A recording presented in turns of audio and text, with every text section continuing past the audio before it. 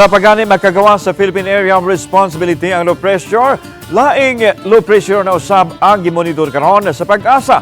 Human kini makasulod sa Philippine Area of Responsibility ganiyang buntag. Ang unang LPA katapusang nasigpatan 135 west, southwest sa Calapan, Mindoro.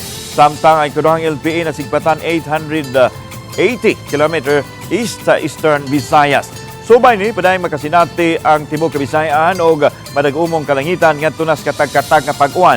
Matod sa Pagasa, posibleng mamahimong bagyo ang LPA nga nahabig sa Eastern Visayas apan mamahimo man kining bagyo o dili mohatod gihapon kini ug igo-igo ngadto sa kusog nga pag-uwan samtang magkaduol kini sa nasod kay pakusgon man ini ang hanging habagat.